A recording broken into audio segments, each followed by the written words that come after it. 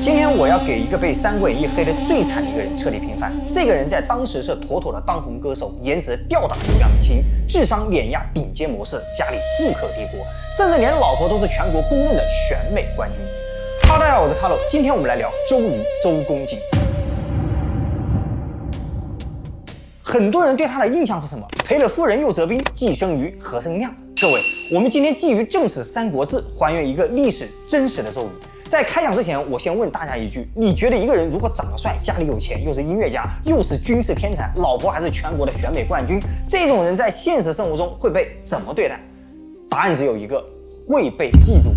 大家這麼想，也可以把自己的想法寫在公屏上。歷史上真實的周瑜不僅沒有被諸葛亮氣死，反而是劉備和諸葛亮這輩子最大的心理陰影。他不但不是嫉賢妒能之輩，反而是中國歷史上少有的天之骄子。也正因為他太完美了，完美到讓人覺得不真實，所以羅貫中才讓他成為了諸葛亮的背景板。那周瑜到底是個什麼出身？我以前也創過業，算是阅人無數了。但看周瑜的履歷时，我心裡只有一個感覺，就是女媧是不是在捏他的时候把所有的屬性值都拉滿？他出生在庐江郡的蘇縣，他的堂祖父周瑾、堂叔周忠都做到了漢朝的太尉。我们之前有講過，太尉是漢代的三公之一，全國最高的軍事長官。他的父親周易是洛陽令，就是洛陽市的市長，又一個妥妥的官二代。屈原的9章中有一句：“任重宰相兮，獻智而不濟；懷瑾握於兮，窮不知所事。”我估計他的父母在給他取字公瑾，就是希望他像美玉一樣完美無瑕。事實證明，他沒有辜負這個名字。強壯有姿貌，意思是身材高大，身體強壯，而且臉長得巨帥。我們經常說四肢發達，頭腦簡單，但周瑜不是，他從小就飽讀詩書，精通音律。當時民間就有說法：“曲有誤，周郎顧。”也就是說，哪怕他喝醉了，只要有一個人彈錯了一個音符，他都能回頭看你一眼。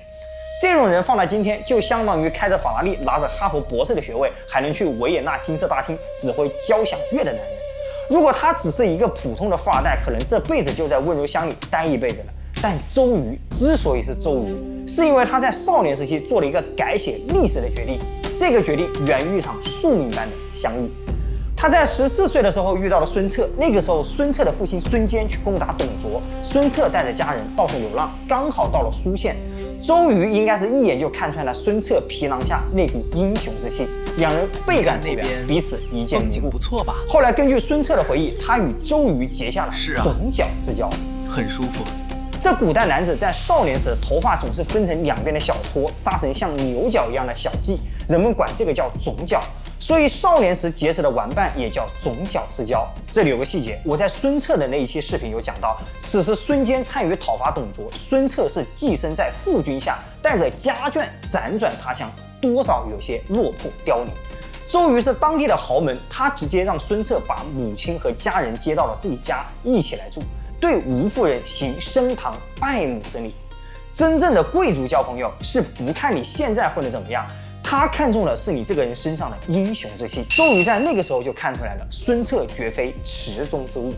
西元191年，孫堅被荊州的黃祖伏擊，中箭身亡。孫策在萬般無奈之下投靠了袁術，但孫策在袁術手下混得非常憋屈，於是幾年之後就想脫離袁術，返回江東。此時孫策給周瑜寫了一封信，意思很明白：兄弟，我要去幹大事了，你來不來？當時的周瑜在幹嘛？他的叔父周尚剛就任丹陽太守，周瑜過去探親，日子過得非常安穩。接到信以後，周瑜二話沒說，他沒有跟家裡人商量什麼後路，而是將兵500人，傳糧棄帳，連夜投奔孫策。孫策當時看着風塵仆仆的周瑜，說了那句足以載入史冊的話：“吾得卿協矣。”兄弟，有了你，這事兒就辦成了。接下來的劇情就像開了挂一樣，兩個人橫掃江東，攻橫江，拔當利，下莫陵，破胡芍。不到1年的時间，孫策就從一個袁術手下的打工仔變成了江東小霸王。但是就在他們事業最高峰的時候，周瑜卻離開了孫策。這是怎麼回事？興平2年，就在孫策擊敗劉繇，讓周瑜回去鎮守丹陽的時候，那個想當皇帝想瘋的袁術出場了。他看上了周瑜的才能，想把周瑜挖过来當将軍。袁术当时的勢力很大，他的家族43公，名義上算得上是漢朝的頂級軍閥，所以這對周瑜來說是一個非常誘人的職場誘惑。畢竟此時的孫策還是個草頭王，但周瑜很清楚，袁術這艘大船遲早要沉，孫策那艘小艇才是未來。可問題來了，能直接拒絕嗎？絕對不行。他的家族老小都在袁術的地盤上，硬剛就是找死。這個時候，周瑜的高情商就體現出來了。他跟袁術說：“主公啊，我資歷尚淺，當不了大將軍，你能不能給我一個小官，讓我去當個居巢縣的縣長？居巢是個小地方，周瑜為什麼選擇這裡？因為這裡靠近長江，可以隨時溜回江東。”袁術卻以為周瑜是謙虛，於是就答應了。不過，也就是在居巢這個地方，周瑜遇到了他生命中的第二個重要的人。魯肅。周瑜當居巢縣長的時候缺糧，聽說當地有個大戶叫魯肅，家裡很有錢，周瑜就帶人去借糧。一般情況下，地主看到當兵的來借糧，肯定哭窮。但魯肅是怎麼幹的？魯肅家裡有2大糧倉，每個糧倉都存着3000斛米。魯肅指着其中一個糧倉對周瑜說：“拿去，我跟哥哥客氣。”一句話沒多說，直接送了一半的家產。周瑜當時就被鎮住了，他估計也沒有想到自己有這麼強大的魅力。這周瑜和魯肅性格雖然不同，但是都喜歡結交天下豪傑，而且同樣視金錢如糞土。這2個人雖說沒有正式結拜兄弟，但他們和劉關張一樣，都是情同骨肉的莫逆之交。靠着魯肅接濟的這批糧食，周瑜擺脫了袁術的控制，帶着魯肅一起渡江去找孫策。當周瑜再次出現在孫策的面前時，孫策直接封周瑜為建威中郎將。這一年，周瑜才24歲。這是個什麼概念？你可以理解為，在很多現代人還在為考研找工作發愁的年紀，周瑜已經是統領千軍萬馬的將軍了。所以這周瑜是當之無愧的少年將軍。也就是在這個時候，吳郡的人都開始叫他周郎。記住這個稱呼，郎在當時不僅僅是年輕的意思，也可以理解為男神 idol。一個統領千軍的將軍，同時還是流量明星，這樣的人可以說從古至今僅周瑜一人。到了建安4年，西元199年，周瑜的人生迎來了最浪漫的高光時刻。他和孫策攻破了宛城，在那裡他們遇到了喬公的2個女兒，大喬和小喬。史書上說這2位姑娘國色天香，結果我們都知道，孫策娶了大喬，周瑜娶了小喬。孫策當時還跟周瑜開玩笑說，喬公這2個女兒流離失所，今天能嫁給我們倆，也算是他們的福氣了。這話聽着有點凡爾賽，但在當時確實只有周瑜和孫策這樣的英雄，才配得上大喬、小喬這樣的美人。英雄配美人，這是那個戰亂年代裡少有的一抹亮色。但是命運有時候就是一個極其殘忍的編劇，當他精心雕琢一個完美的男主角，給了他開掛的人生劇本，讓他萬眾矚目，可偏偏就在他戲份演到最高潮、最精彩的時候，那只無形的手突然狠狠地按下了停止鍵。西元200年，就在他們準備大展宏圖的時候，年僅26歲的孫策在打獵時被刺客暗殺。臨死前，孫策做了一個極其艱難的決定，他把江東交給了只有18歲的弟弟孫權。他留下了那句著名的遺言：“內事不決問張昭，外事不決問周瑜。”消息傳到了巴丘，周瑜感覺天都要塌了，但他沒有時間悲傷。他知道現在江東人心浮動，無數雙眼睛盯着那個年輕的孫權，等着看笑話，甚至等着瓜分江東的地盤。周瑜帶兵連夜趕回奔喪，在葬禮上發生了一幕極其震撼的場景。當時很多老臣看孫權年輕，雖然表面上客氣，但心裡不服。這個時候，手握重兵、威望最高的周瑜，當着所有人的面對孫權行了最高的君臣大禮。這一跪，跪的不是孫權，跪的是孫策的托付，跪的是江東的穩定。大家想一想，如果當時周瑜有一點點私心，憑着他的資質和兵权，他完全可以割據一方，但他沒有。他選擇站在了這個18歲年輕人的身後，告訴所有人：誰敢動孫權，先問問我周瑜手裡的劍。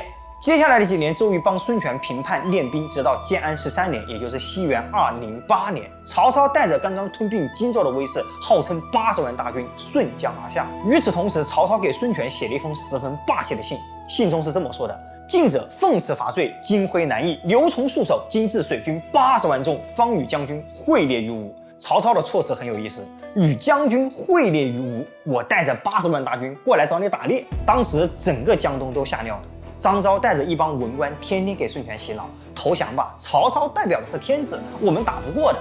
我们在孙權那期的節目就有講過，孫權是不想投降的，但是他是真的怕，因為怕所以糾結。這個時候還得是周瑜。周瑜從番陽趕回來，在會議上說了那句著名的4勝4敗論，這段話太精彩了，簡直是教科書級別的戰略分析。周瑜說，曹操現在就是一個紙老虎。第一，曹操並沒有真正的平定北方，比如馬超、韓遂還在後面盯着他的屁股。第二，曹操帶來的都是騎兵，搞水戰他搞不過我們。第三，大冬天打仗，馬無草料，那是兵家大忌。第四，一幫北方來的抠脚大漢來我們南方，必定水土不服，必生瘟疫。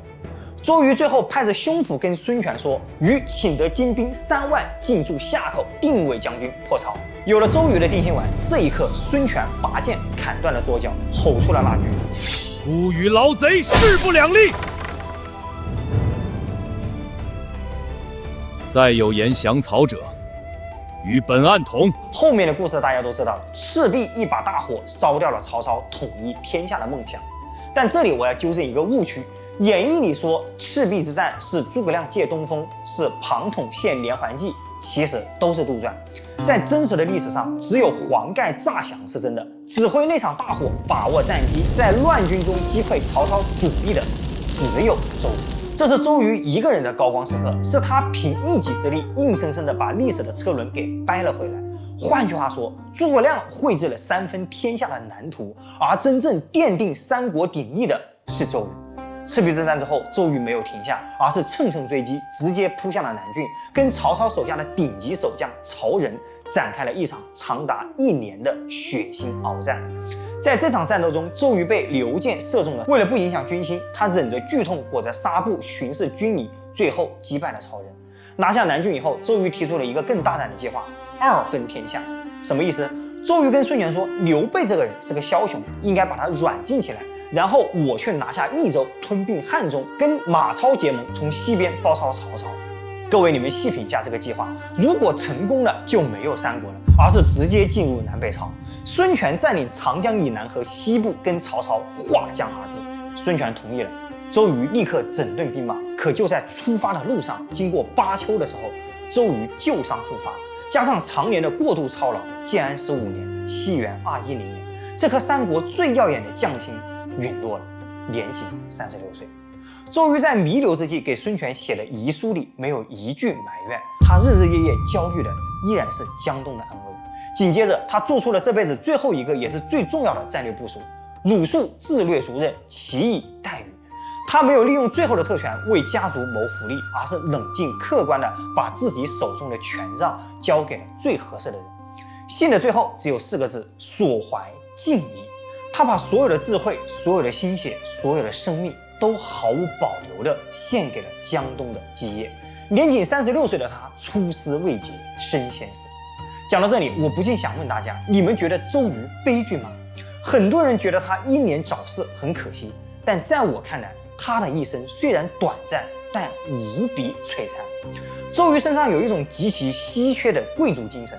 我這裡講的貴族，不是開豪車住別墅，是在朋友落難時能夠傾囊相助的義氣，是在國家危難時能夠挺身而出的擔當，是在面對強權時敢於亮劍的勇氣，是在手握重權時依然懂得克制和尊重的修養。《三國演義》為了捧諸葛亮，委屈了周瑜幾百年。既生瑜，何生亮？但歷史是公正的。蘇東坡那首《念奴嬌·赤壁懷古》懷念的是誰？是雄姿英發、羽扇綸巾的周公瑾，因為他活出了一個男人最完美的樣子。周郎妙計安天下，一世英氣滿華夏。好了，關於周瑜的故事我就聊到這裡。最後問大家一個問題：如果給你一次穿越的機會，你是願意做周瑜，擁有極致的完美人生，但只能活36歲，還是願意做司馬懿，裝病蟄伏，但最後能笑着拿到天下？要痛快還是要贏？把你的選擇留在評論區。公瑾有王佐之姿，今乎短命，孤何賴哉？孤非周公瑾，不第矣。最後別忘了點讚關注，我是 Carlo，我們下期再見。